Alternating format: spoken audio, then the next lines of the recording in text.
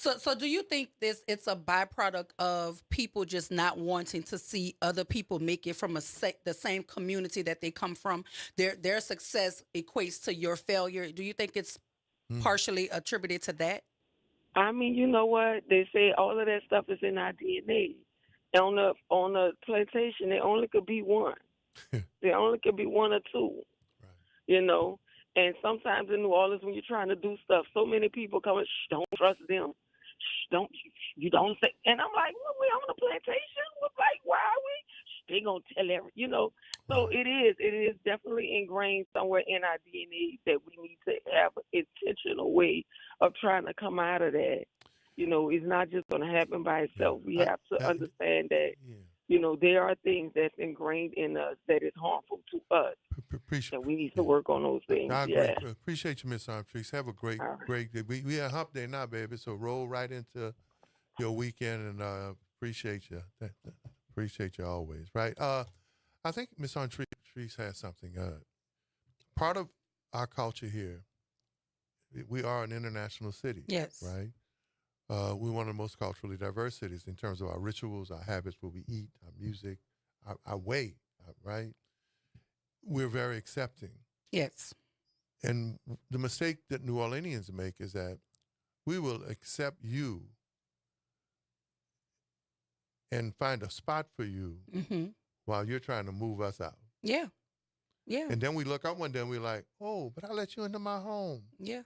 Now you changed the lock. Mm-hmm. That is part of who we are. As dire and as serious as the underbelly in this town is, Mm-hmm. some of the coldest blooded people in this city, man, we'll offer you something to eat. Yeah. Well, that's the multifaceted nature of this Right. community. Right. Because just like I said earlier, like which way you want to do this? Correct. We could go to the schoolhouse or we could go to field house. Which Right. way you want to do this? Right.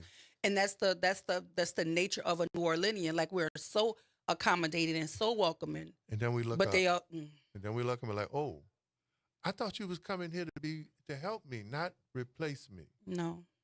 And so a friend of ours dropped in our group chat the other day.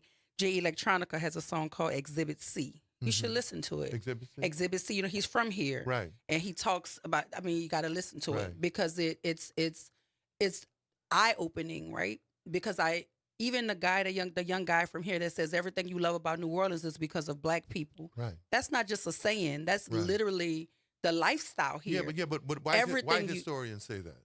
Everything you love about this place comes from us. So what is the benefit of pillaging from us and not wanting us? The culture won't be the same.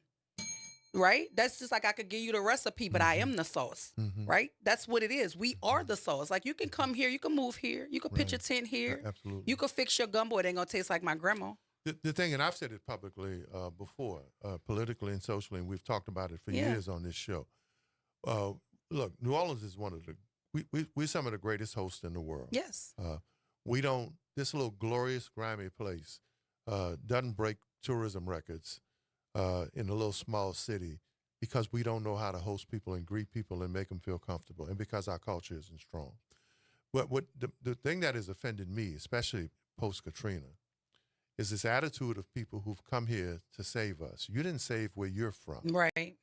Right. So how you come in here to save But us? that's our fault too, Oliver, because we don't gatekeep the right things or we don't gatekeep Right. it from the right people.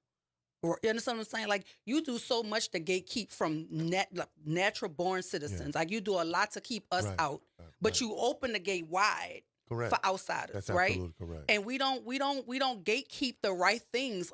Our culture should not be for sale. I don't care what they're offering. And You should only come here to get it. And let me tell you why Dr. Wyatt is right. Because your data doesn't show success. Since you have tried to kick us out and open the door for carpetbaggers, the social science hasn't improved. Nope. The education system, education has system not hasn't improved. Home ownership Has has not gotten improved. worse. So the tell disparity me. gap in earnings has gotten So- wider. So you haven't come here to make it better for us. But they came here You've and did come what they here intended to pillage and do. make it better for yourself. That's what it is. That's absolutely So correct. when we stop giving them the benefit of the doubt, there would be no doubt what their Right. That's intent absolutely is. correct. There'll be no doubt what their intent is. So if we could sit on the sideline and say, well, yeah, you done come in, you done saved us, The data doesn't show that. The data shows that you've come here and you've taken advantage and you've benefited at our expense Yes. and our kindness Yes. and our willingness to provide a space for you, but you have not made it better. You're not, and gentrification on the face of it, with the intent, we just talking about beautify, but who are you beautifying it for? Because when you gentrify it and beautify it, then the demographics look different. Right. So you actually didn't come here to make it a better place for me to live. Now you're going. You see, this is why I like big brain people, right? Gentrification on its surface is not a bad word. No, it's not. Because you're coming in to gentrify.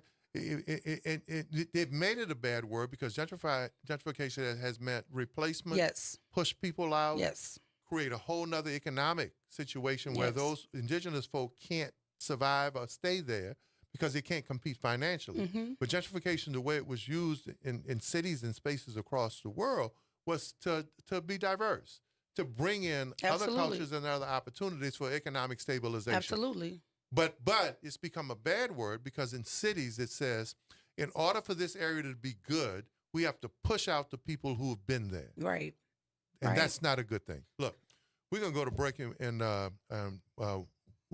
when we come back, right?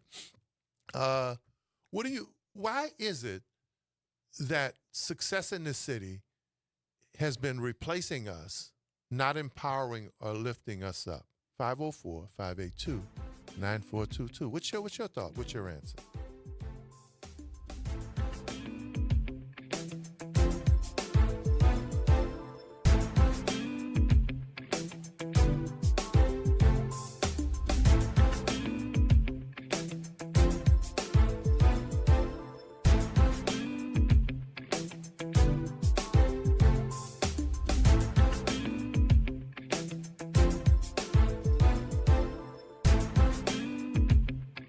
As a mom, comforting my family is what I do best. Vicks VapoStick provides soothing, non-medicated Vicks vapors in an easy-to-apply stick, and it dries fast, so there's no mess. I use it to comfort myself and my family. Thanks, Mom. Vicks VapoStick, soothing comfort for the whole family. And when you need more comfort for yourself, try Vicks Vapo Shower Max for steamy Vicks vapors. Use as directed. VapoStick for use ages 4 and up. Vapo Shower Max use for adults only. Boost your savings with a CD from Home Bank. For a limited time, Home Bank is offering 5.05% annual percentage yield on a 5-month CD. If you want a longer term, take advantage of the 4.50% APY on a 9-month CD. The minimum balance for this special is just $2,500. So speak with a banker at any Home Bank location today. Home Bank, member FDIC.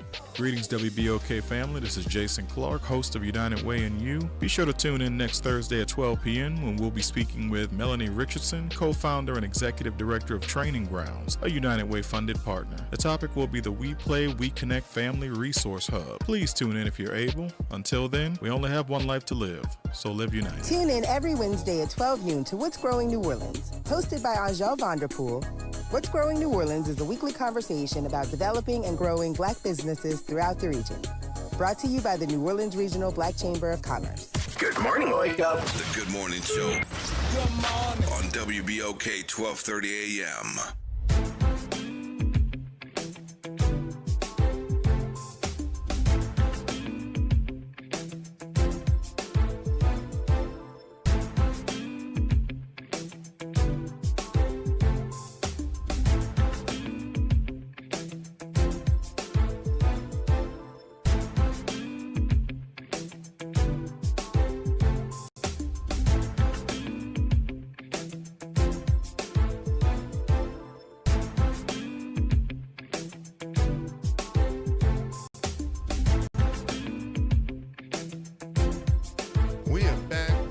Come on, y'all. The Labor Day weekend is over, right? Now, y'all was up yesterday.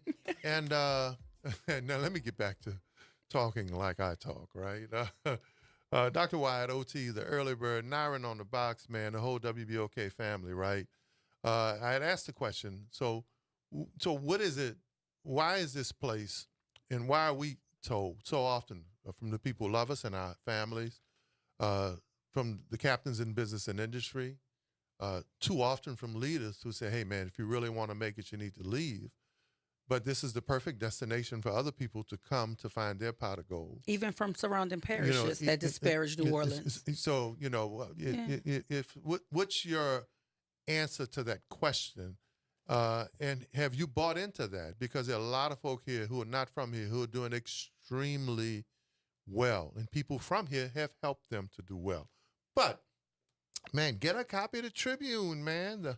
The Henry family commits $2.5 million to St. Augustine. When you talk about black philanthropy, they had a thing on black philanthropy at Xavier that the Greater New Orleans Foundation highlighted. And the Henry family, this is one of the largest gifts of black philanthropy in the history of the city.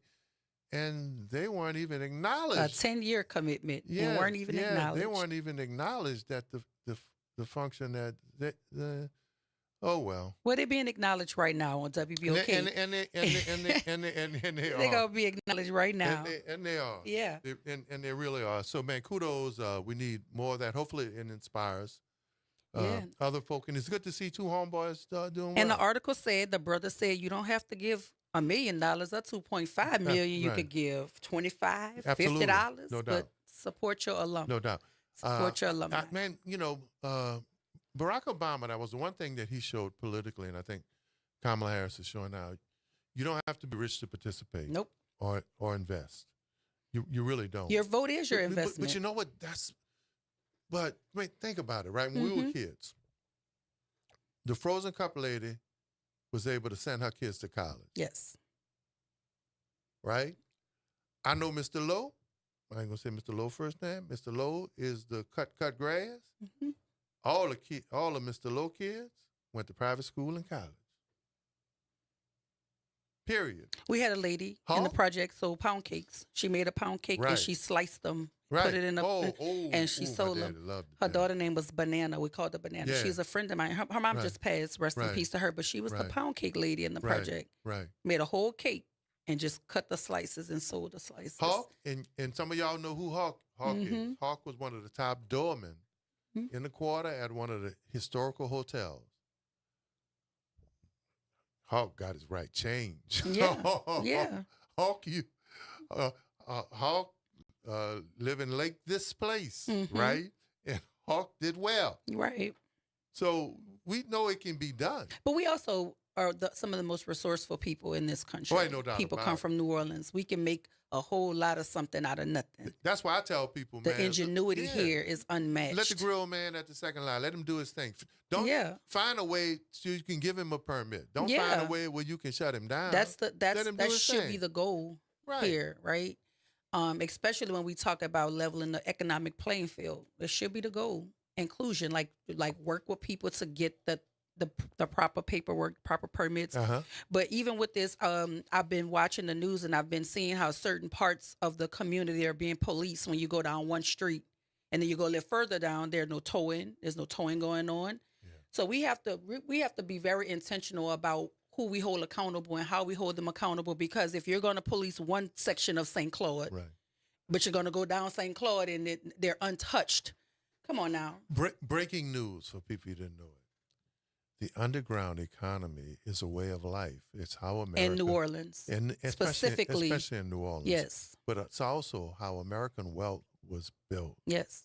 Because it reminds me of the lady. Bootlegging. Yes. Right? Yes. Pound cake ladies. Yes. Because let's act like you wouldn't have Jack Daniels without bootlegging, right? Because Uncle Nearest. Let's stop acting like... definitely wouldn't have Jack. Come on now. So, it reminds me of the lady in the Marigny who... She bought a piece of property in the Marigny, and then she started complaining to you guys and the police about the street musicians. But you found those people there. Like, that's literally their corner. Like, you found them there. Right. So come on now. We have to stop acting like a place is not a home to people with it. You didn't discover this street, this corner. It was already inhabited. Like, somebody was already there. Come on now, Christopher. Well, Christopher Columbus, when he pulls up to the shore, he said, look at what I did. After somebody said, hello, you're hungry. Right. He said, when you was lost at sea. after somebody said hello and are you hungry, he said, look what I found." discovered. Look what I found. A whole country. Yeah. Oh, line number 1. Good morning, James. James, we acting a fool this morning, man. How you doing, good brother? God bless you, man. Oh, man, I'm doing well. I'm well enough to wake up and hear y'all voice. Good. Good What morning. going on, Papa? See, man, you heard that Janet Jackson song? Well, what Just have you to done answer for me your question. lately? No. Control. Which one? That's Control. Oh, control. Control. Oh, yeah.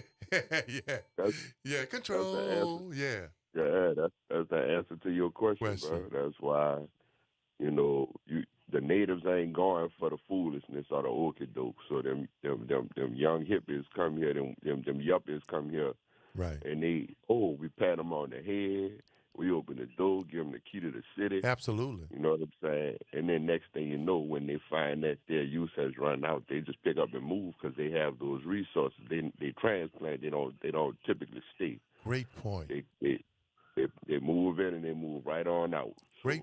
It's all about control. But first of all, James, you highlighted something that I studied several years ago, right?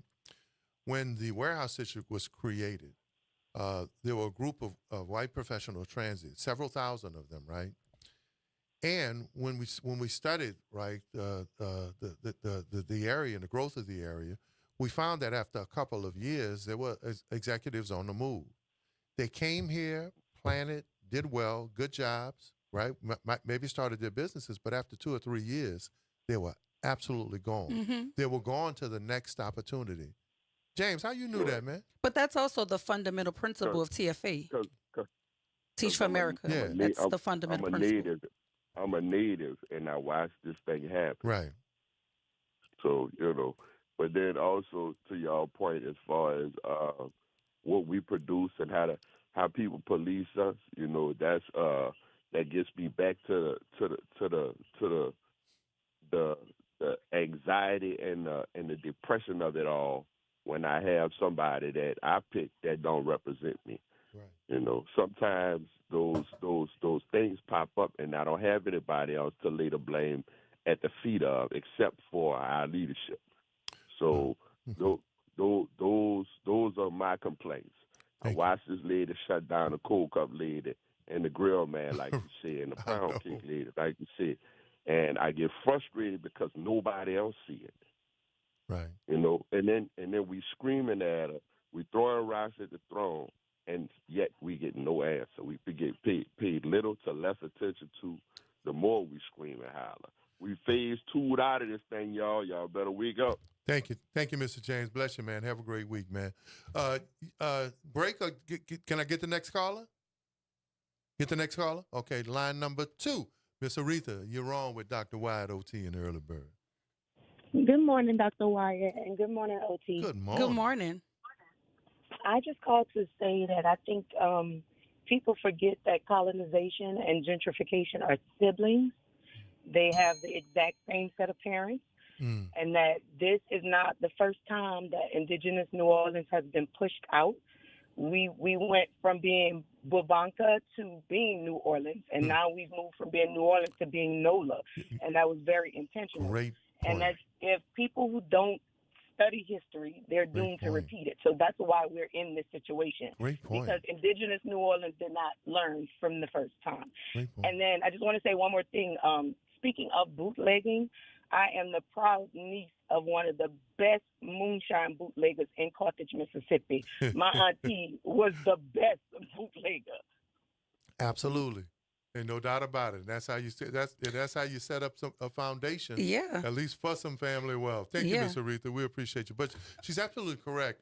In the evolution of New Orleans, it's not the first time indigenous people were moved out and pushed out. But it also brings me, and side note, she has a really, really good radio voice, doesn't she? She does. But it brings me to something I saw yesterday. There's a white guy who travels around the city with his guitar, and he's literally a content creator.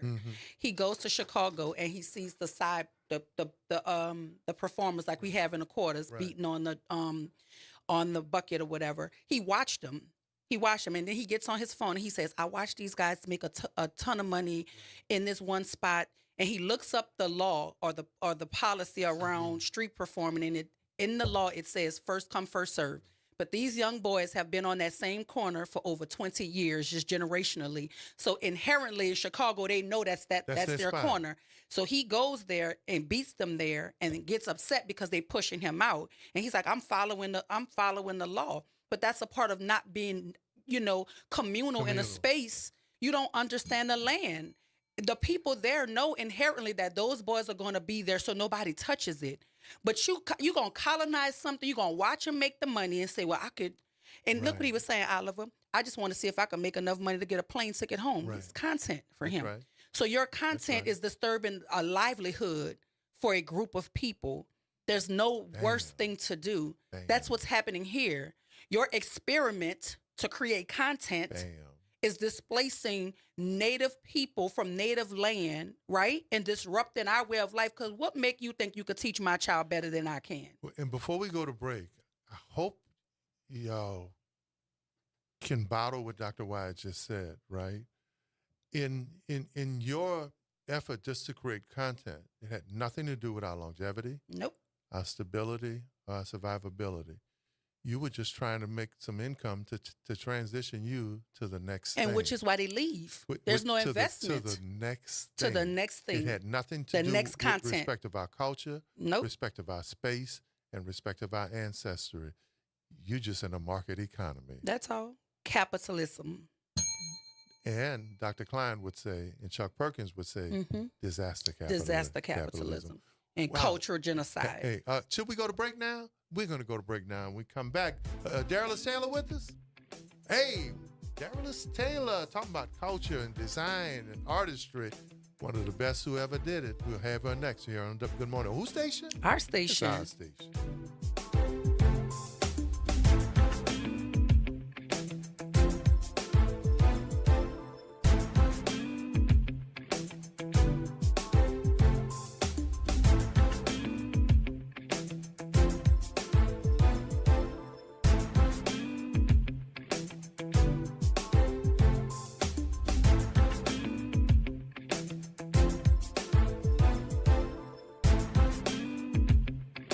WBOK 1230 AM New Orleans. Home of the Good Morning Show, 7 to 9 a.m. weekdays. This news report is brought to you by New Schools for New Orleans.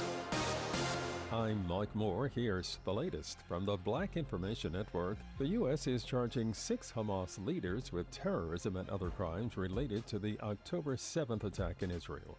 Tuesday, the Justice Department announced the 6 defendants were identified by the FBI as leaders of Hamas. In Illinois, Dalton's embattled mayor is taking action despite trustees canceling a meeting. African-American Mayor Tiffany Henyard appointed a new village administrator and a new village attorney last night, even after the meeting was canceled due to a lack of trustees. The Mega Millions jackpot is now up to $740 million. Nobody matched all 6 numbers in last night's drawing for $680 million, so the grand prize in the nationwide lottery will roll over to Friday's drawing. And that's the latest. I'm Mike Moore from your 24/7 news source, the Black Information Network, and BINnews.com. Celebrating hardworking teachers of New Orleans Public Schools is what we do best. Join New Schools for New Orleans, Allstate, Sugar Bowl, and Interstate New Orleans in recognizing and celebrating the Teachers of the Year at our 3rd annual New Orleans Excellence in Teaching Awards Gala. If you want to check out the awardees in the schools where they teach at, please visit Noeta, Noeta.org. You can also purchase tickets to the gala via the website too. Let's send these teachers some love for all the hard work they do with our students.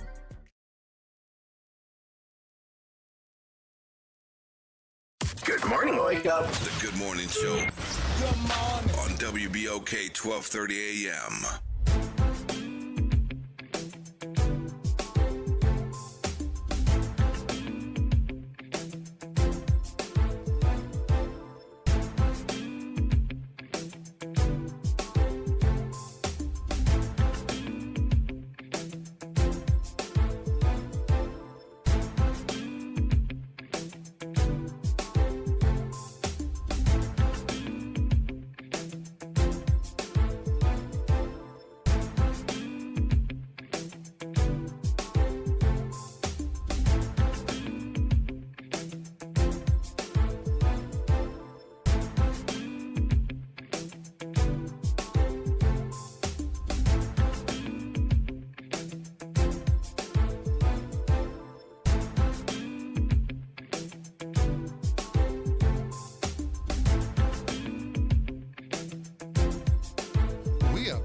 want me to take the top of the hour, man.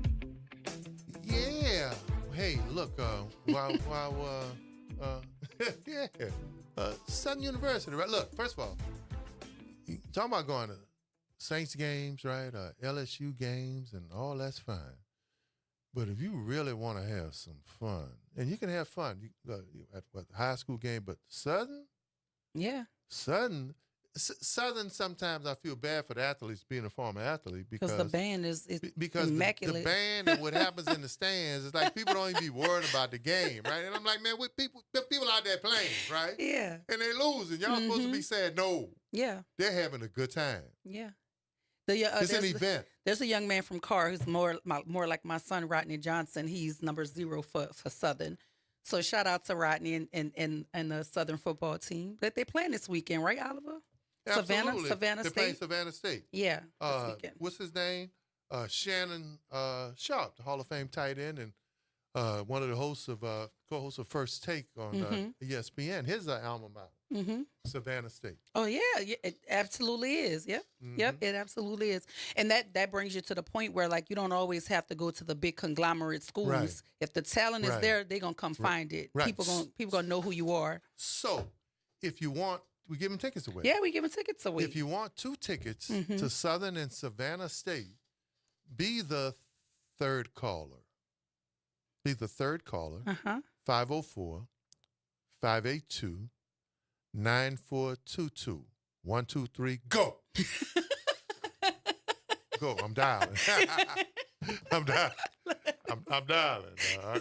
Can I call myself? No. No. Especially not with that. What's that accent? Yeah. That dialect. No, I can't. That language. If you the third person with the best Southern accent, 504-582-9422. 2 tickets to Southern and Savannah State. And if you've ever been to a swag, man, first of all, HBCU's getting so much, especially, and you can say what you want about Deion Sanders, man. Him, people like Eddie George, our homeboy, Ed Reed. They've helped elevate. They have helped put HBCUs on the map, man. And to go to an HBCU game or event, it is an event. It's unmatched. It is. It's unmatched. There's battling going on in the stands with the dance teams. The score can be 70 to nothing. It's still a good time. The tailgate. It's just it's a time. All of that. It's a time. And no one does it better than. Let me tell you what especially being a former college athlete and knowing several kids. As a matter of fact, I live with some the top LSU athletes after Katrina. They gave me a space while we were underwater here for a while. And as a matter of fact, the great Collis Temple, who was the first African-American scholarship athlete there, him and Lloyd Wiltz, who's also from New Orleans, Carver track, right? Yeah. Guess what they do on the weekends for years when they want to have a good time? They go to the South. Yeah, because it's always something to do. They go to Southern. It's always something to do. It's fun. They go over to Southern. That's the HBCU experience. So I think that's what all of our children should experience at some point. Right. I went to Alabama State University in Montgomery, Alabama. Play volleyball. SWAC. I think it was what's his name? His son, the guy, LNR, who owns LNR. His son, Lil Eddie. He was a linebacker I think he was Alabama State. He's played in the pros at Houston Oilers for a long time. Sharp kid. Sharp kid. But no, man, you go to the lines are lit up, y'all. Y'all ain't light the lines up to answer those questions we put out there. But as soon as I got my Southern voice and put the games on. You brought George to the table. Yeah. Yeah, you brought George with your ascots. With the your ascots. But George talked like that all the time. If he was in Bobby Sweet's room with the with the towel blocking the dorm door, so the scent wouldn't come out, or whether he was at the drama club waiting on the next play, George never changed his accent. He spoke like he was from Marina Del Rey, right? So, but anyway, be who you are, who you is. And I think that's the best way anybody can be. Come in, and what they say in church, come as you are? Yeah. Yeah, and they're not talking about your clothes either. Yeah, no, come as You you just are, come. man. Uh-huh. Absolutely. Did we get a winner? Huh? Can we announce him? Yeah, I want to announce the winner, man. Yeah. I'm trying to see if I could go to this game with the winner. Let's see. Tell us who the winner is. Go ahead, Myra. Naira, tell us who the winner is. Third caller was Charlotte Becknell. Charlotte Becknell. Miss Becknell, congratulations. 2 tickets. I hope we got some more tickets, right? And I hope we get some tickets during the year because like Doc Wyatt and I said, we're going to enjoy some high school games. Yeah. But we also want to go watch Southern play. And you also want to go watch the park ball with Nakeem absolutely. and Nasir over there, Harrell. My little nephew. Yeah, we cannot miss Harrell, them. The babies be putting it down over there. Yeah, the program. Harrell is a program over there. Like Harrell you cannot, like Carr I'm not is. going to let you leave them out. They want Right. to be seen. Harrell They is were like so Carr. excited when I mentioned their name last time. They were so excited. They're Man. twins Man, playing at Harrell. I went to speak at Carr last week to the assembly of school leadership. Yeah.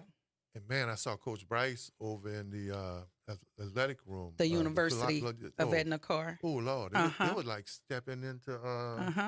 Ooh, man, It's the air is different when you go in there. Man, talk about culture. Look, Coach Bryce they got a program anymore. You can't say it's just A how fluke. St. Aug used to be. Yeah. Jesuit, like with baseball, or John Curtis with football, all those years. Carr is a program. Yeah. It's a program. It's Call it what it is. You can call it what it is. Yes. It's one of the top high school programs in the nation. But let me tell you something, Oliver, and to that point about it being, if our system wasn't so saturated with schools, the city would dominate in football and track and field And it used to and be like that. baseball. There's so many It used to schools that be the like talent that. is It used to be like is that. split up. But imagine. And you ran track. I right? did. And played volleyball. And basketball and softball. I remember you were an athlete.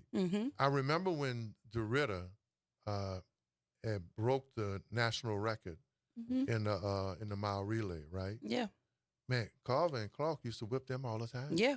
Carver was something serious on the track. No. Carver had Yes. world class. Carver was something serious on the basketball court. I remember. I told you. I remember. Carver had world class. Yeah. When you talk about especially track. Yes. And then Clark had beat Carver Yes. in the Meet of Champions, which used to happen at City Park. Yes. But they would beat all these teams from around the country all the time. And I said that because I watch when Carr plays different people from like these like outskirt communities, their entire community comes.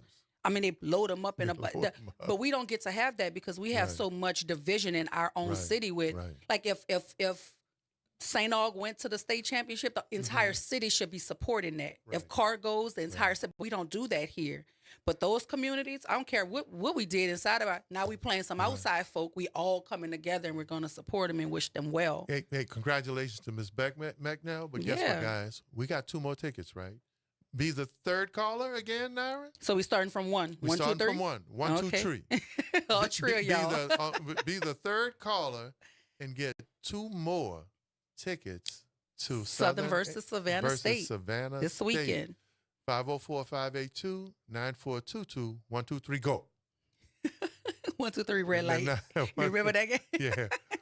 Red light. Yeah. Oh, the line's being lit up again. Oh, so they didn't want to call or talk to us, but all you got to do is talk yeah. Southern football in the human jukebox, and here they come. Ain't no doubt about it. Now, we got 2. We got 2. We got 3. They battling? They are battling. Let me see if it's somebody I know so they can take me to this game. Yeah, That's what. First of all, next weekend is Lil Ali's. No, it's this weekend. Lord, I'm all messed up. Lil Ali's birthday on the 6th, so he got it all planned out. Okay, what y'all doing? He wants to go to the what's the thing where the kids jump in the thing with the styrofoam and they act a fool all over? The third caller? Line number 1. Congratulations. Good morning. Good morning. Good morning. Congratulations. How are you? Thank you. Thank you. And would you share your name with us, or what your nickname? My name is Claudette. Congratulations, Miss Claudette. Thank you. So the C's had it. The C's, Miss Charlotte I and Miss know Claudette. we got Miss Charlotte Becknell. We got Claudette. No, it's Claudette. Claudette, absolutely. Enjoy the game. You know who you're taking with you? My grandson. Oh, okay. Football fan? Yes. Well, look, you enjoy the game. Hold on. Naira's going to get back to you here. Okay, then thank you so much. No, You're welcome. No, you're very welcome, Miss Claudette, man. What a blessing. She's going to take her grandson. This That's is good. exciting. Yeah, this is. Yeah, no. Ollie wants to go to, what's the name of that place where the kids jump in with all the styrofoam? And I know they act a exactly. Yeah. fool? Yeah. And Saturday, he wanted to go to the Children's Museum. Okay. Yes. Okay. Yeah. Okay. Listen, we have an airborne on the West Bank. Mhm. That's where my godson likes to go to do the jumping and acting a fool. I just think there should be a little section just for the smaller babies. It's just too much going on. So we never stay too long because I don't want him to get hurt. But yeah, I think Ollie's going to have a good time. You going to jump with him? I mean, that's part of daddy duties. I might have to. You might as well just get your Rogaine or whatever you need to rub on your legs. Whatever you need to do. Take my Geritol. Whatever they Stop need. it, What do they put on there? Like Rogaine for your hair? What's for your body? What is that? Lidocaine or something? What you need? Like ace bandage? I don't know. Y'all here, huh? Look. That's one thing I'm not doing. I'm not going to be the old dude with the ace bandages on. You're going to have to do With something. Because with Ollie the don't ace care bandages that on. your knee hurt. No, he does I've not told care. that story already, he right? does not care. So people ask me why I got to be in some pretty decent shape. Ollie has this move that I can't stand it, right? I'm in the middle of nowhere. He'll get this Hulk pose and daddy. And he changed his voice just like that. Let's wrestle. And I can't say no. Now, most of me works, but I got this one knee where I've had surgery over the years with a little meniscus tear. But he don't want to hear none of that. And he'll get the pose, daddy, let's wrestle. And I'm like, say, bro, why you got to use the voice? See, people don't like me talking about you. They've been blowing my phone up ever since I said you got to put some. Got to put some what? Somebody say Rogaine. I'm like, Gotta yeah, put that's some for your hair. There's some lidocaine. Somebody said, don't play with you. I heard that. Don't play with you. Look, everything else works, but I do have Everything. this knee, but I'm not, you will not see OT. I will be banished to inside for life. I'm not going to be I'm the going dude to with get you the an ace bandage. No, you're and I'm not. going to put Ollie name on it. No, So put it on when you with Ollie No. because you're going to need it. And I'll recall my mama. I'll tell you that will come down from heaven and I'll sick on you. No, you're not. But you have to video. Touche, Dr. Wise. You have to video yourself at the jump place now because that has to be documented. Lord. That has to be documented. If it's not documented, it did not happen. Yeah, look, in a couple minutes, man, we're going to break, and then we're going to talk to Darylis, man. She got caught up in traffic, man. What she's doing with this art exhibit at the Jazz Market is awesome. I think she's one of the most talented designers and artists. Darylis is so good. She could go pick up a piece of scrap paper on the corner for New Orleans people, right? And make a Zulu ball gown out of it. Oh, well, she sounds like somebody I need to She know. could go get a couple of, she could find a discarded piece of garment, right? And make the most beautiful, and that's my auntie would say, you know, something beautiful when my auntie would say, my auntie would tell my mom, she said, Nettie, that's so beautiful. That's beautiful. That's right? what the Brett and BB Judy say to each other. That's exactly how they say beautiful. And that's what my auntie would say. But Darylis can take an old discarded piece of, you know what? She could take an old dish rag and you go to prom in it. Oh, yeah? No, for true. For true. You ain't see how me and my wife looked during when we was king and queen of I did. That's Dara to the lust. Oh, that's what. And you were clean. You was clean as the Board of Health. Can't nobody tell me I'm trying to otherwise. tell you, sharp. Can't nobody tell me. You was sharp. We was cutting the wind when we walked. Listen. You was. I'm not gonna lie to you. I'm not just 'cause I'm sitting in your face. No, you look good. No, we was sharp. Yeah, y'all did that. Look, she put some colors on me, and some content on me, and I was like, You were man, feeling yourself, huh? yeah. I was like, ooh, yeah. I'm smiling right now. Look, we're gonna take a break, and when we come back, Darylis Taylor, man, you don't want to miss this segment. It's gonna be short, but it's gonna be sweet. We'll be back after the break.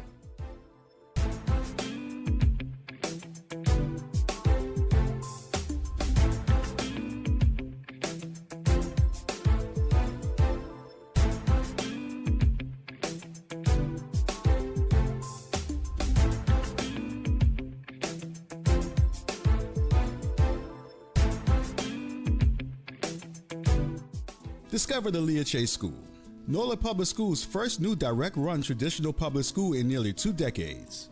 We offer excellence in math, science, English, and social studies, focusing on unlocking every child's potential. Every scholar receives a personal device, regular assessments, clear family communication, as well as transportation services in a nurturing, arts-inclusive environment. Secure your child's K through 5th grade slot today. Apply at enrollnolaps.com and embark upon a unique educational journey. Are you passionate about community safety and police accountability? Tune in to The Monitor's Mic, where we talk about oversight, policing, and you. Hosted by the Office of Independent Police Monitor, we're here to shine a light on policing issues that matter, from real-time policing updates to in-depth interviews. Get the facts and stay informed. We're breaking down complex issues, highlighting community voices, and holding people behind the badge accountable. Join us for an informative hour every Friday at noon on WBOK. Your city, your police, your show. The Monitor's Mic. Visit DePaul's new Algiers Health Center at 2801 General de Gaulle Drive to receive primary and preventive care for both adults and children. Services also include behavioral health, imaging, and on-site pharmacy, vision, Medicaid enrollment assistance, and more. For appointments, visit DePaulCommunityHealthCenters.org or call 504-207-3060. Making a difference in the community. WBOK 1230 AM. Good morning, Wake Up. The Good Morning Show. Good morning. On WBOK 1230 AM.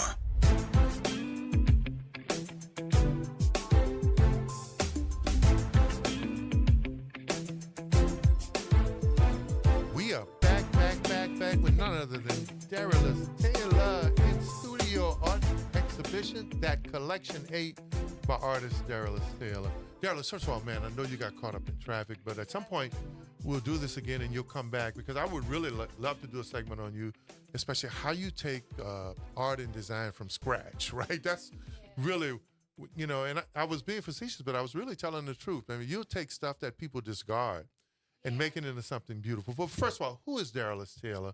And how, did you stumble upon this gift, or was it something that was innate or natural to you? Recognized at a very young age. Mm-hmm. At a very young age, I started talented and visual arts in school. Okay. So kind of what you would call a classically trained artist.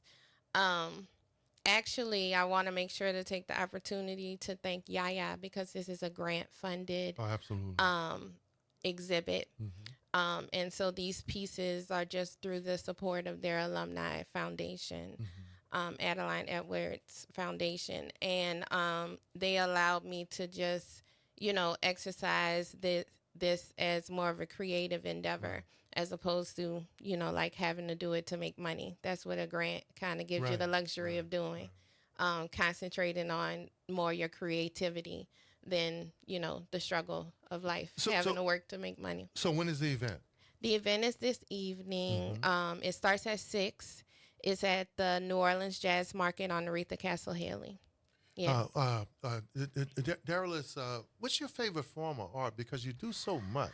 My favorite, so sewing is a medium that I use to express my art. So a lot of my pieces are wearable, but I do consider them to be art. This show is going to give an opportunity to showcase myself as an artist, because a lot of people have gotten to know me as a seamstress, but I only learned the skill of sewing so that I can have an additional medium to exercise my art. So I want people to see me more as more than a person that hems pants. Of course, I can hem a pair of pants. Absolutely.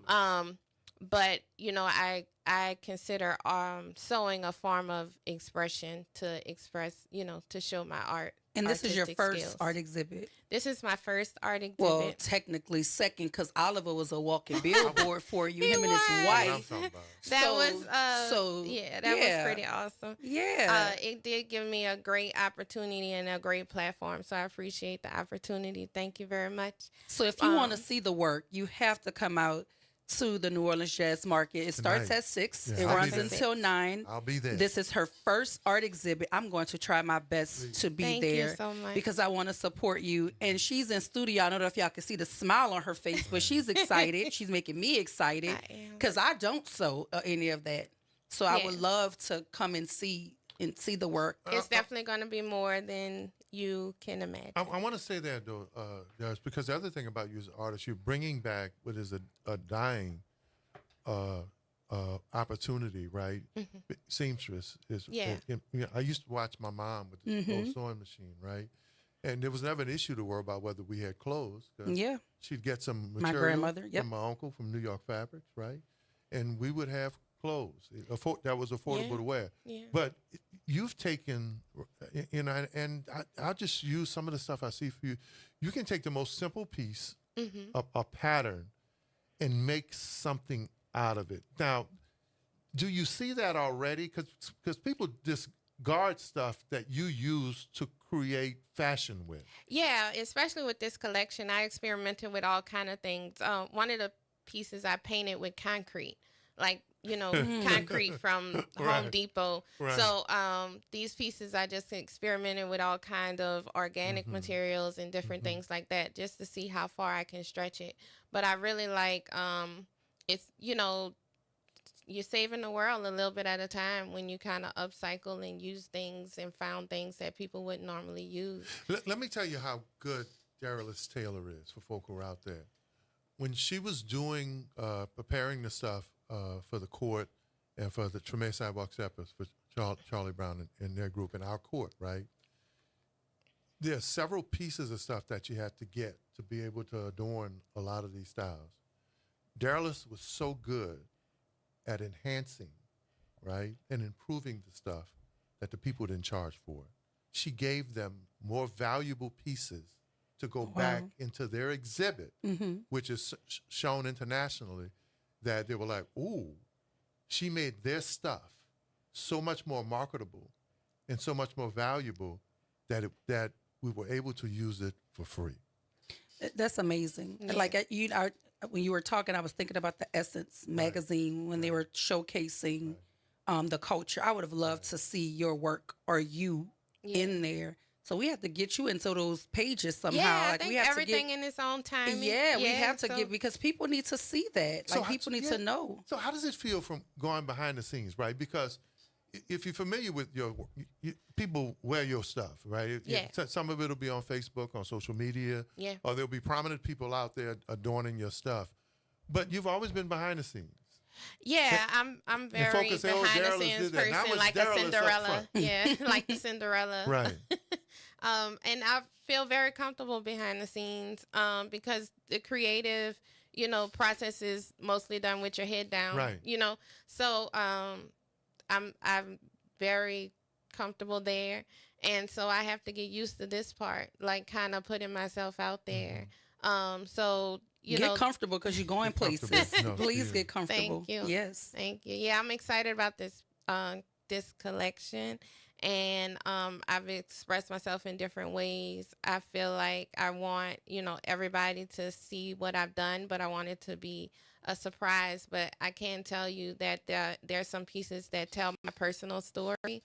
So growing up with my grandfather is kind of like a well-known person in the Uptown area. I grew up on Drive Street, Uptown, and everybody in the neighborhood knew him, and so he had a big garden, a big cactus garden. And I can remember he did an interview because he worked at the Dewdrop Inn for a little while. The Dewdrop And they Inn. were doing some research, Tulane University. And so there's a recording where, and I had found the recording after he passed away. And it said, as he worked in his garden, and I automatically knew that it was him. So I did some pieces reflecting, you know, different parts of my past, my history, and my ancestry. Now you've been a one-woman shop, and the one thing my wife Jasmine says about you is that it's unbelievable how you can be a whole assembly line by yourself. Yeah. Yeah.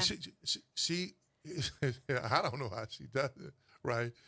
And on time. So how do you continue to manage that, especially as your brand continues to grow? You've multitasked for different events and get it all done at the same time with literally just you. Yeah, That's almost impossible. Yeah, I did you, your wife, and 12 of your friends in 21 days. Wow. So less than 3 weeks.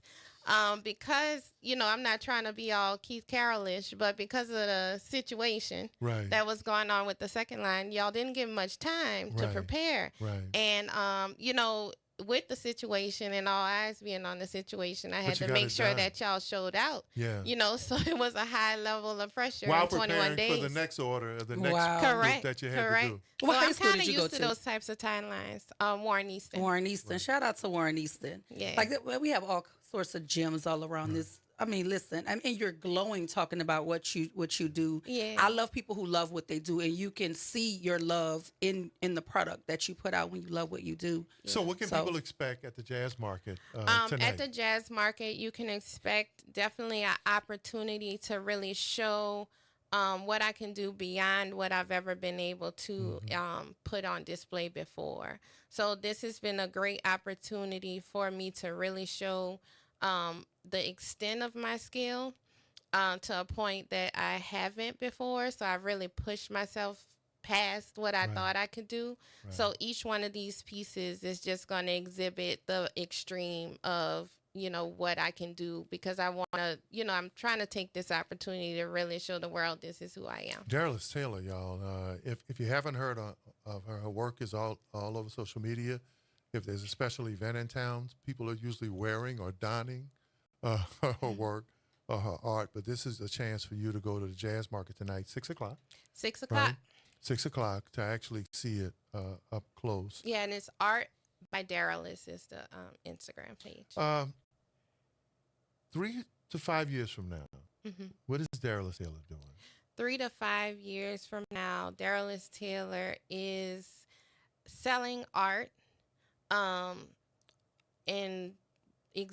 having exhibits, and known as an artist, not just a seamstress who hems pants. Right. What's the, and we got a couple minutes left.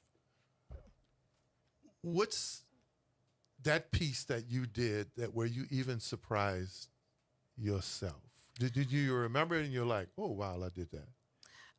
The piece I did for Mia X, she was the first. She was the first person to really challenge me in that way. She came to me and she said, I know what you can do, and I haven't even seen you do it yet. Right. It was kind of prophetic. Though. Yeah. Mia's so spiritual. She was just like, I know you can do this. This is what I want. And I hadn't even shown that I can do it. So she just kind of was like, this is what I want. And so we hand painted a dress. To her, it was a very special piece because it had images of, you know, ancestral people from Haiti. The crew of Carnival is a representation of Haitian ancestry. And so she was the queen that year. And so she wanted a dress that really exhibited all of those things. And the only way that she saw fit to do it was to hand paint images of all of the ancestral females that she was connected to. So everywhere from people that you would find in a history book to Leah Chase was painted on the front of the dress. And so the dress itself was kind of like a mural. And she wore it for the parade itself. Now, some of your stuff is in Mardi Gras and Second Line museums, and this piece itself is displayed at the Preservation Hall. Wow. That's amazing. I'm so proud of you. Daryl, I'm so proud of you. How can people reach out to you? Yeah, again, it's Art by Darylis. Darylis is spelled DERROLES. And I regularly reply to DMs, and I have contact information listed there as well. To scale up, at some point, you can't keep doing in 21 days, 20 people all by yourself. At some Well, point, give me a little bit longer of a timeline. This was a different kind of kind of situation. Yeah. But my art comes from my two hands. Right. So that's kind of the sacrifice of art is time, because it's work of your hands. Guys, y'all want to see a very unique and talented New Orleans artist. One of the best. Amongst the cultural community and people like us, she wasn't a secret, but she was one of the best kept secrets. Tonight, the Jazz Market, right? 6 o'clock. 6 o'clock. Be there. We'll be there. I know my family will be there representing, supporting one of the great artisans of our time, Darylis Taylor. We look forward to Thank you for being here. Thank you so much. Thank you for the opportunity. Absolutely. Hey, look, when we come back, guys, we're going to talk to all things politics, everything happening with Council Member J.P. Morrell. We'll be back after the break. Oh, and breaking news right now before we break. Our hearts and our prayers go out. We just lost one of the most iconic women in politics and high society in this country. Sybil Haydel Morrell dies at 92. Man, it must be something about this 91 and 92. My mom, cousin Doris Goins, and so many others. One of the great women of our time, anywhere, not just New Orleans. Sybil Haydel Morrell. Our hearts and prayers go out to you and your family. Wow. We'll be back after the break.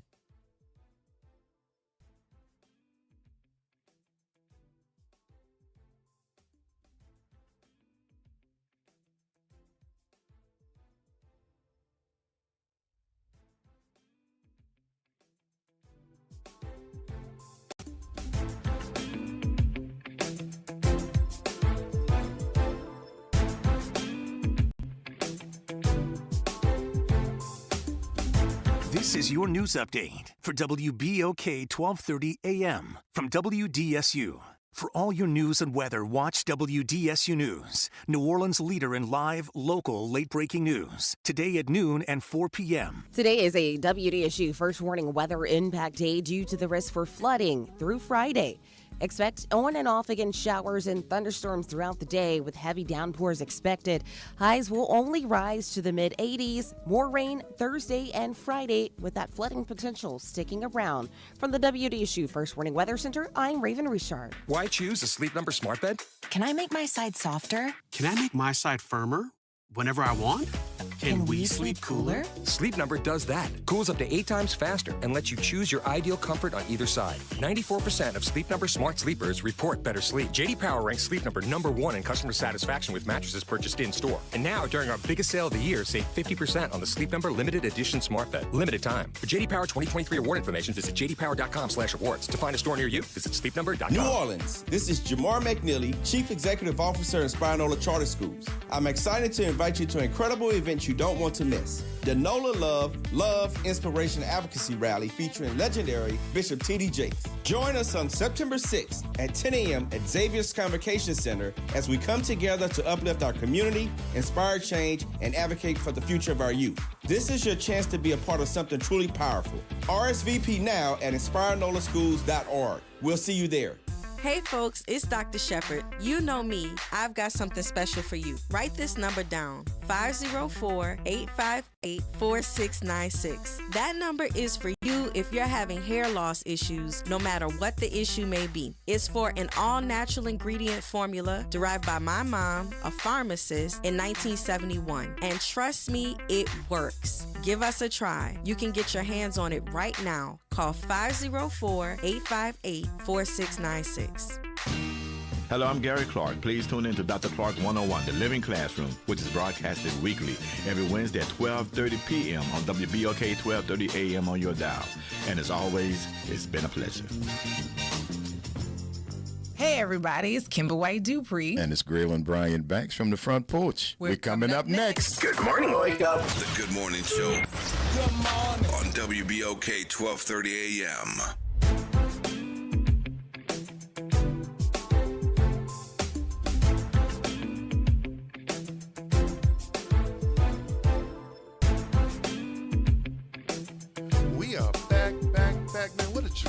Traffic got her caught up, man. But you know, hey, her freedom is in her heart.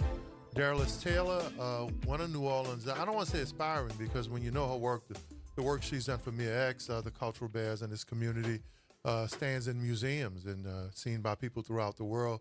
But Darylus Taylor's coming out at the Jazz Market tonight. 6 right? o'clock. She is absolutely, and be there, be square, man. Homegrown, Warren Easton High, one of the most talented, and not just a seamstress, but an artist. Yes. And I wasn't joking, look, that image of me with the Sidewalk Steppers went all over the world, right? You was fly. We can't lie. And she put that whole court together in 21 days. Imagine what she would have done with time. In 21 days, and the level of artistry. And we're talking about the level of artistry. You could say he's a political artist. We talk about public policy, comes from a public service family. And welcome back has been accessible here and part of our conversations with our elected officials. Councilman J.P. Morrell, welcome back to the Good Morning Show. Thank you for having me. I appreciate it. Well, we like people who like to be had, especially when they want to come here and share especially information. when they fly. He flies too now. He can put it on now. Yeah. To the J, to the P. Why you need the rest of the alphabet, right? When you got the J and the P. First of all, how you doing? How's your family doing? Family is good. Obviously, we're all very saddened to hear about the passing of Miss Sybil. I mean, she is a pillar of a pillar of the framework of this city. I mean, what Dutch did for the city of New Orleans, for the Black community, what she continued to do even after Dutch, her family of service, it's a big loss. Yes. Well, couldn't have been done without her. And what folk don't know is that she brought another air of what needs to happen in culture in our community when her and Dutch got together. Her family was prominent in its own right. And the union there created not just a political dynasty, but it created a foundation for African-American politics in this city and I think throughout this country. So you're absolutely correct. So, Councilmember Morrell, we know you're always working on something, especially if it's got to do with what we drink, turning the lights on, or people disputing bills. But no one is more famous than you. Then when you talk about the whole plight of these sewage and water board bills. So give us a little history of how and when you really took interest in that piece. And why has that piece been so important to you, especially to come to some resolution or some standard for our citizens? I think I did the first sewage and water board bill in the legislature in 2013 or 2014. And that was the one where we reconfigured the board. Then I had to go back 2 years later because, as my good friend Jacques pointed out to me, you had to keep a council member on the board. People reached out to me and said that's essential. So we redid it again, did some language with then Councilman Jeruso, probably actually it was 2019, where we made them start reporting to your Public Works Committee on a regular basis because people didn't realize the Sewage and Water Board is a state entity. And for years, it took that state part very seriously and pretty much shut the council out. The Sewage and Water Board is appointed by the mayor, but the council funds it essentially through rates and through millages. And there was no requirement that they actually ever interact with the city council. So we had to put that in the law. And then as things progressed to a more recent time period, it just became evident, really that period, probably since 2019, that billing had really gotten out of control and that people were being slammed with large erroneous bills, and then they were being threatened with shut off over large erroneous bills. And there was no real Bill of Rights where a customer could dispute a bill and could not be put in a position where their water would be cut off in dispute. And we've had to, over the last 2.5 years, with Councilman Thomas's help, just really working with the legislature, put in basic rights like if I'm disputing my bill, you can't cut off my water to force me to pay the bill. And these are the kind of things, the tactics that they've been doing. I want to stay there because when I gave you credit earlier because I don't think anyone has so often you can be spread out thin politically. But this piece for you as a legislator and now as a councilman, you've really honed in on this. How did it get to this point, right? It shouldn't have someone in-house, and I'll use an example of my uncle, right? He averaged $90 to $100 for 20 years. Then he gets a $10,000 bill. Shouldn't there have been some type of alarm system in-house? But that before it got to what you needed to do that's really what threw us off, in that even when these bills started, we kept saying, is somebody flagging these bills for we had a house in Lakeview where they had a $140,000 bill in 1 month. Right. And how these bills got put in an envelope and mailed to people was just insane. And the assurance we kept getting, oh no, someone's flagging it. We have this Cogsdale system is checking it. And it was all just a bunch of mess. That no one was actually doing anything. And even when people call, one of the biggest things that happened in the legislature during our first version of this in 2022 was that we've been told as a community for years, the best the Sewage and Water Board could do due to state law was cut your bill in half. And they used to tell people, oh, you got a $10,000 bill. The best I could do is $5,000. And so we went to the legislature and said, okay. Go. Right. And so when the legislature said, well, let's change the law to give absolute authority, whereas a customer service rep, if a bill's wrong, you can just fix it. Well, lo and behold, you got a lobby Sewage and Water Board that goes up and says, oh, we don't need that. We could already do that. And I was like, y'all have been lying to people for 40, 50 years, telling them that some state law that didn't exist, the best they could do when they messed up your bill by $6,000, $7,000, $8,000 was half, and you've been squeezing blood out of families that are struggling on fixed income, saying, well, the best I could do, madam, I know the bill's wrong, best I could do is half. And the amount of just old layers of just lazy mess that we've dug through, and what's really been frustrating is, and I keep reaching out, and Sewage and Water Board, I think, has kind of gotten there finally. I'm like, you're funded by millages. Like, taxpayers tax themselves to create Sewage and Water Board. Your approval rating is 11%. How do you not see the cliff you're about to fall off because your first millage renewal comes up in 2026? I don't think anyone could say honestly, if a millage came up for Sewage and Water Board right now, you'd vote for it. Now, we need it because you need water, but you don't trust the organization to spend your money properly or not squeeze blood from a stone.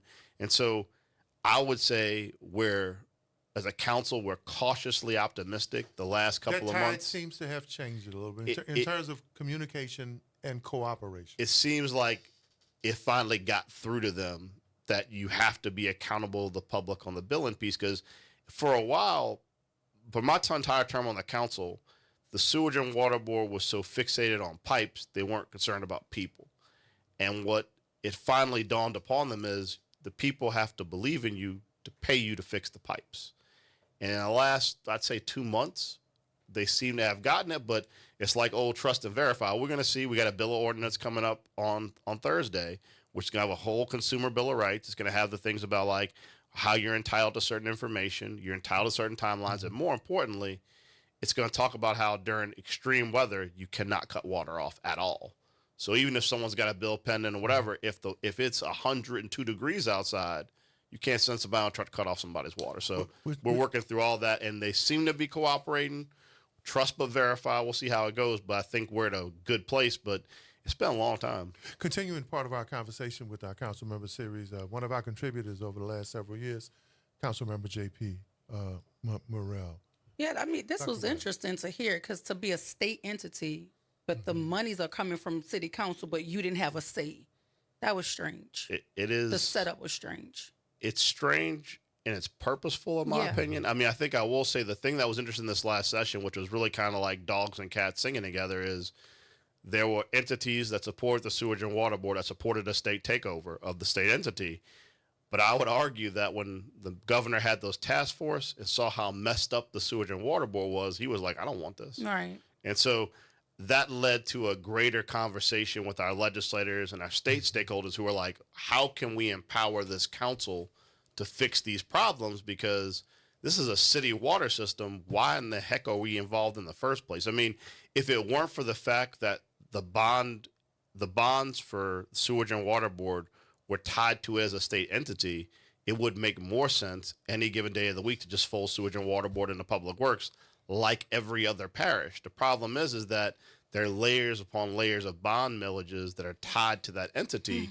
You can't do it overnight. Well, and this is the good thing about this, heading in the right direction. Yeah. Public trust is going to determine a lot when you talk about millage renewal in future funds for the Sewage and Water Board. But another challenge, and I've said this before as chairman of Public Works, people in the city understand an inconvenience, but what they don't understand is a hardship.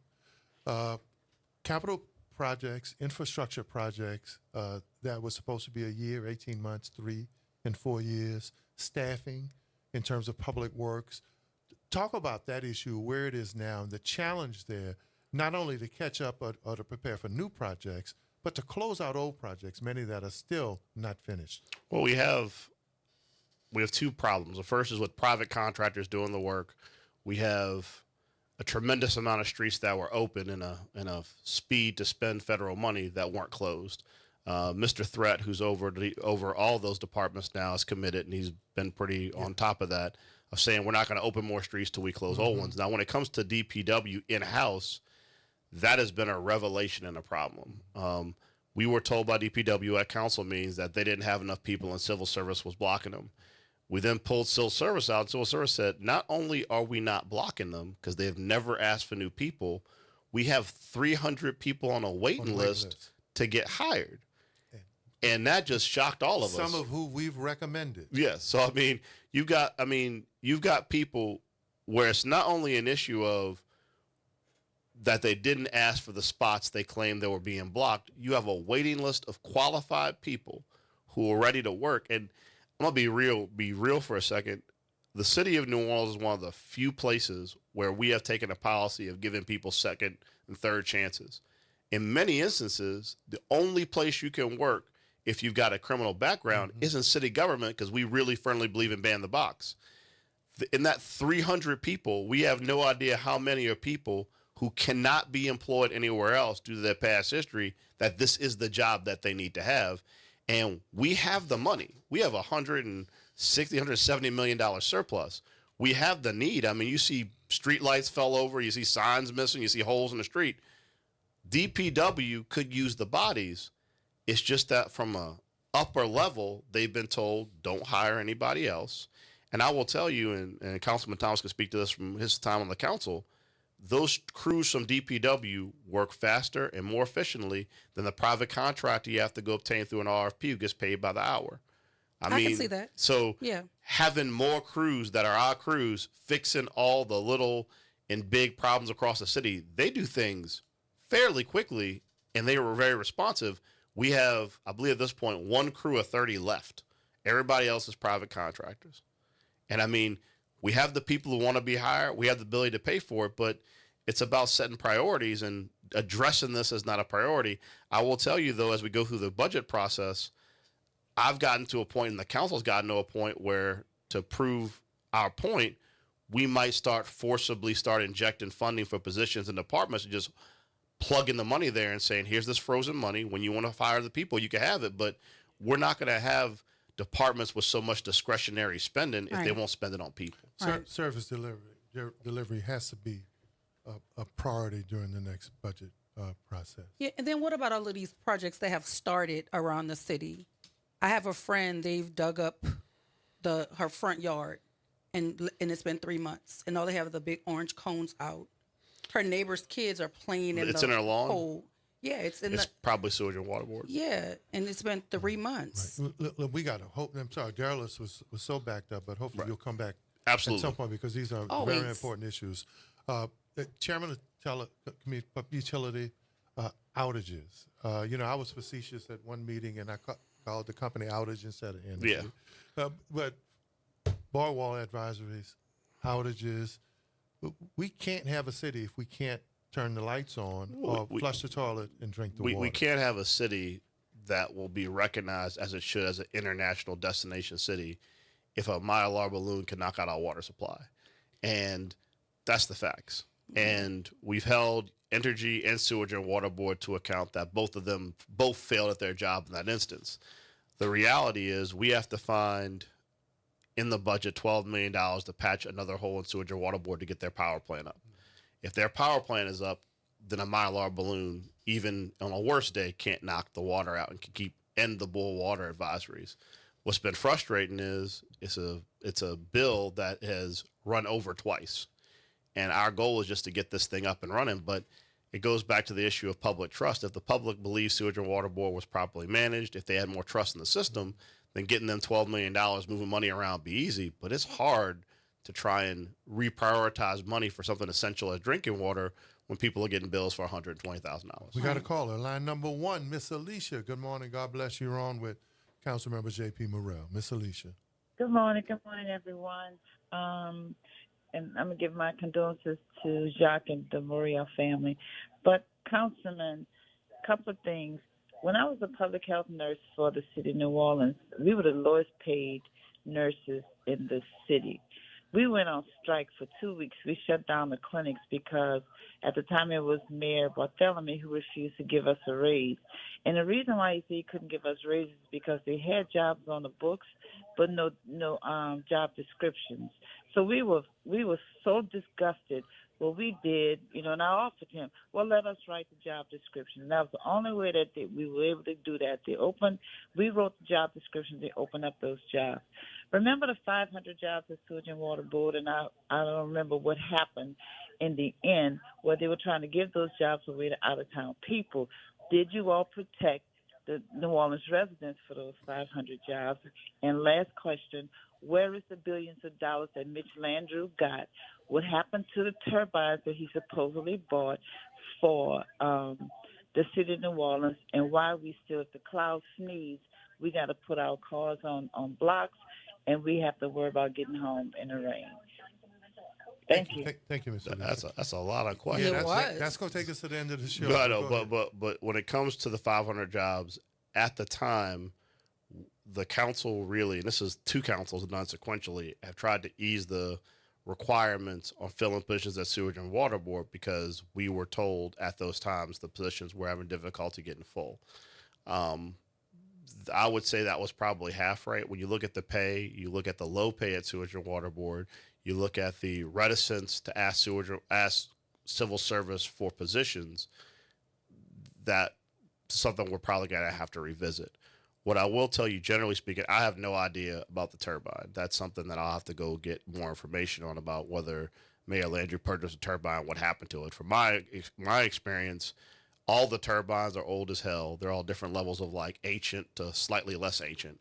They're all kind of held together with spit and glue, and you need people who've worked there for 20 years to operate them. The one thing that's kind of crazy is these turbines are so old, they're powered on a different wattage that is not used anymore in the country or the world. Part of the challenge has been that we had to pay millions of dollars for basically a giant adapter so that modern power could go to. It's basically like when you have a house with knob and tube, where if you just plug in energy, the house down to the whole house bursts into flame. That was Sewage and Water Board. What I will say, generally speaking, going back to your point about the nurses, is one thing we found recently was there has not been a job study with civil service in 7 years. Those job studies are how you update positions and how you increase wages. The council's actually adopted on Thursday a requirement that a job study be done every 3 years because it's a tactic administrations use to put off pay raises. So lastly, in 30 seconds, first of all, thank you for offering your time, expertise for what you in your partnership here with this little black radio station, like we like to call it. Economists and experts are saying post-pandemic now, the city ARPA funds won't last forever. We're looking at potentially some leaner times as we continue to grow our market. Going to this next budget cycle, what are you looking forward to in terms of this budget and how we manage it, especially in terms of delivery service? Well, I think this council we've been on, Councilman Thomas and I, this last 2 years, has really exerted more power than previous councils over the budget. What I really look forward to doing is that I think a lot of us have been very dissatisfied with how money's been spent the last 2 years. We pushed back a little bit last year. I think we're at a point now where if we don't get a budget we agree with, I think you might finally see a council just rewrite the budget completely and change priorities. I think what we've seen, particularly in departments, is the departments are completely understaffed. And when they come to us, they're told not to ask for more people. And so I tell them all the time, if you don't ask for more people and you can't do the job, that's a you problem, not an us problem. Yeah. But we're probably at a point where we, because we know that it's necessary, are going to start looking at apartments and right sizing them probably up. Yeah, because if you show me where you spend your money, I'm going to show you what you value. That's just what it is. Councilmember J.P. Morrell. Thank you. After this budget piece is over, you promise to come back? Absolutely. And share with Anytime. us? Dr. Wyatt? Yeah. Hey, George? Daryl is Taylor. Daryl is Taylor. Yeah. What you say, Rogaine? Now you know, OT, I was joking with you now. Don't start. Geritol, Don't start no stuff, won't be no stuff. I was just joking. Bandages. I'm on second line on the way out of here, so you know, hey, don't get it twisted. Now, right? after the party, after Ollie get hold to you, let me stay on that talking. No, let's wrestle, Daddy. Want to thank Councilmember Morrell. Want to thank Daryl Taylor. Want to thank all of our contributors. And congratulations to the 2 C's who won the tickets to Southern Games. WBOK Claudette and Charlotte. AM. Whose station? Our station. It's our station, baby.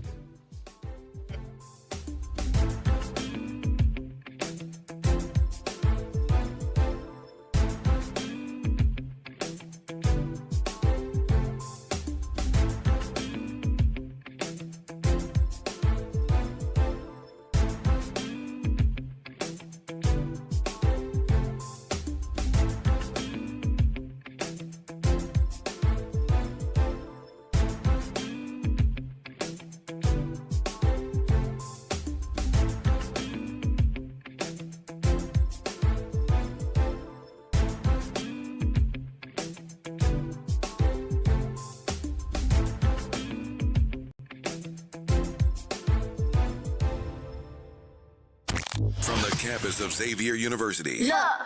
WBOK 1230 AM. Go. An Equity Media Station.